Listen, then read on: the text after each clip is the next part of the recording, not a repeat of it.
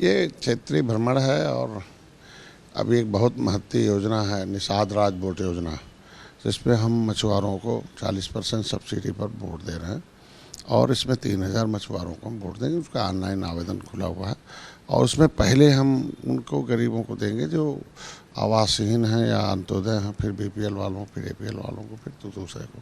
तो ऐसे में है। और एक निषाद मछुआ कल्याण कोष की स्थापना की गई जो इस बार हमारे यहाँ उसके लिए उनकी सहायता के लिए है कि उनके बच्चों को पढ़ने के लिए है, उनके एकल आवास के लिए जो आवास विहीन है उनके आवास देने के लिए है, उनके चिकित्सा के लिए है फ्री में, उनके शादी के लिए है, उनकी महिलाओं के सशक्तिकरण के लिए हम 1000 केस लगा रहे हैं।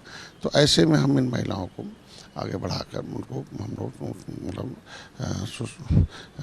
सशक्तिकरण करना चाहते हैं। और मुख्यमंत्री संपदा योजना है, मुख्यमंत्री जो है, तो ऐसे में इनके लिए फ्री का बीमा है 5 लाख का, और डिसेबिलिटी उन्हें 2.5 लाख है, या अस्पताल में 25।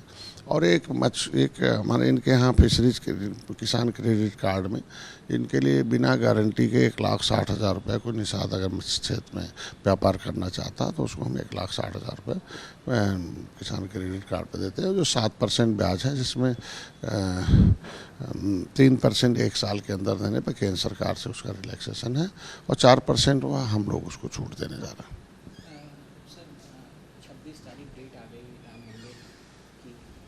शुरू हो जाएगा श्रद्धालुओं के लिए, सभी के लिए प्राण प्रतिष्ठा होनी है, भव्य जनवरी की डेट है।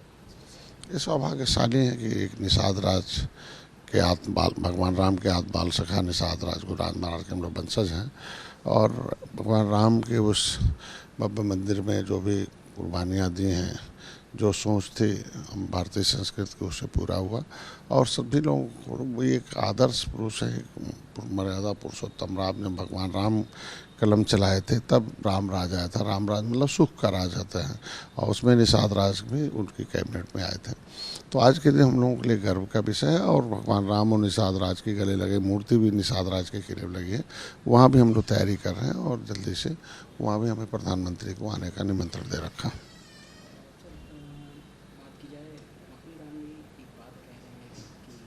जातीय जनगणना को मोदी जी सार्वजनिक नहीं कर रहे हैं और जातीय जनगणना से कहीं न कहीं मोदी जी डर क्यों रहे हैं? उनका कहानी है कि वो सार्वजनिक करें जातीय जनगणना। देखिए, जनगणना जातिगत कांग्रेस के समय हुई थी और उस समय 2011 में हुई थी और कांग्रेस की सरकार थी, तो उसे सार्वजनिक करना चाहिए था, क्यों नहीं किए भाई? गणना तो उस समय हुई थी ना। और आज के दिन में ये जो भी मुद्दे हैं तब ये सरकार में नहीं रहते हैं, तब हम कहते हैं कि हम तो बहुत पहले मांग कर रहे हैं कि जातिगत जनगणना होनी चाहिए, लेकिन कौन सी जातियां कहाँ गिनी जाएंगी, वो कहाँ निषाद कहाँ गिने जाएंगे? एससी में गिने जाएंगे, ओबीसी में गिने जाएंगे।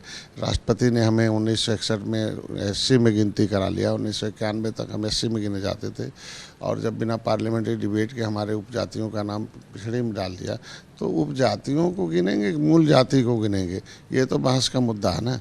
तो हमें कहाँ गिनेंगे 18% आबादी को? देश को आज़ाद कराने वाली 193 जातियाँ रोड पर पाइपलाइन में पॉलीथीन में घूम रही हैं, क्रिमिनल ट्राइफसाइड से प्रभावित जातियाँ, इन्हें कहाँ गिनेंगे? पहले एक जो विसंगति है वो दूर हो जाए, फिर गिनती होनी चाहिए। हम गिनती के पक्ष में हैं, लेकिन पहले विसंगति दूर हो तब।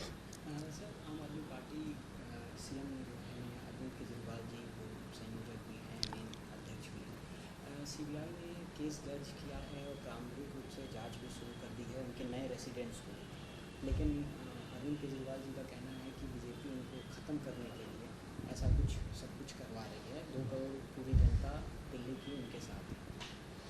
देखिए, लोकतंत्र में वोट सबके बराबर हैं, तो महत्व भी सबके बराबर है, चाहे वो प्रधानमंत्री हो, चाहे एक गाँव का प्रधान हो या एक पब्लिक हो।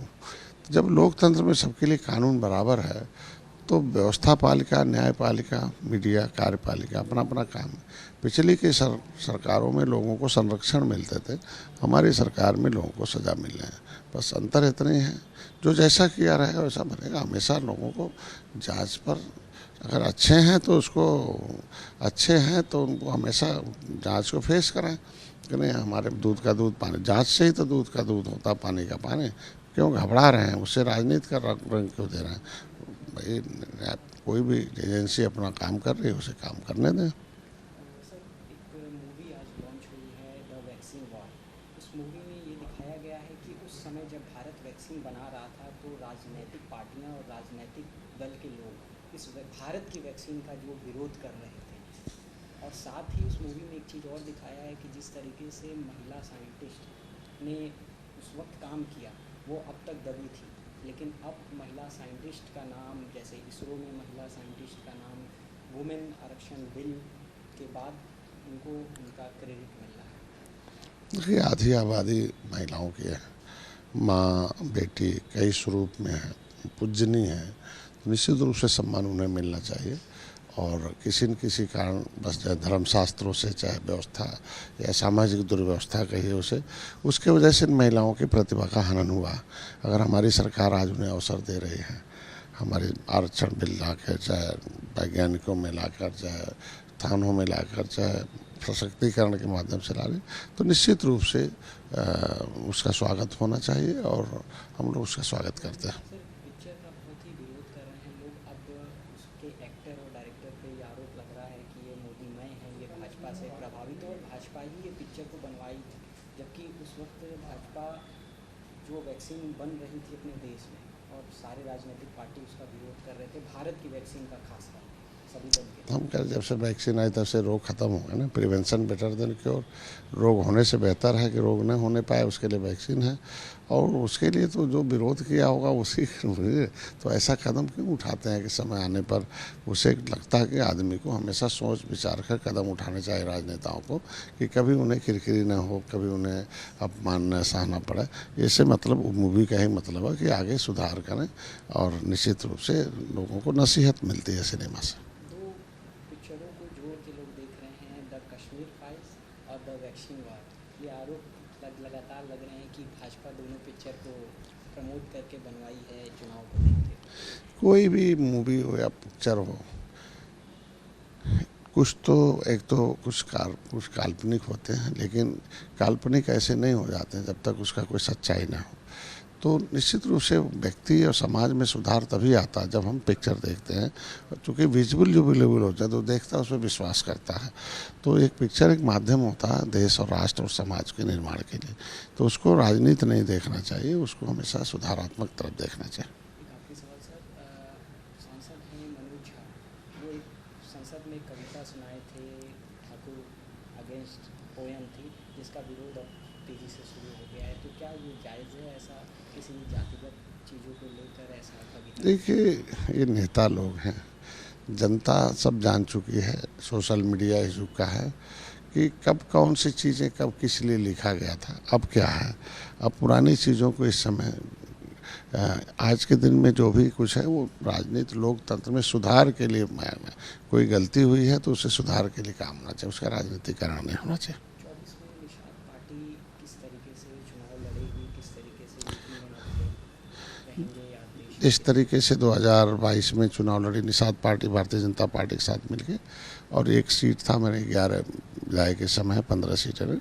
उसी तरह के लोकसभा में भारतीय जनता पार्टी के साथ तालमेल मिल के गठबंधन के तहत निषाद पार्टी लड़ेगी और अपने सिंबल से चुनाव लड़के दिल्ली के लोकसभा में जाएगी। जितने भी 28 दल हैं इंडिया गठबंधन, इंडिया अलायंस की बात की जाए, वो सारे बड़े चेहरे जो हैं वो यूपी से चुनाव लड़ने की बात है। सब गठरी जोगी मठ उजाड़ हैं, चेहरे पर वोट थोड़ी है। यहाँ देश की नीति पर है, पॉलिसी पर है, पार्टी पर वोट है। चेहरे पर वोट का ज़माना ख़त्म हो गया। अब पहले जब कुछ नहीं था तो लोगों को कौन क्या किया है समाज के लिए, देश के लिए, उसके नाम पर है। और सब बिन दूल्हे की बारात है, और इंडिया जो है वो कब्रिस्तान है यूपीए की। आज हम 39 पार्टियाँ जो एनडीए के गठबंधन में, हम लोगों ने तय किया कि मोदी के साथ 330 पार एनडीए की सरकार होगी। हम 39 पार्टियों में एक निषाद पार्टी भी।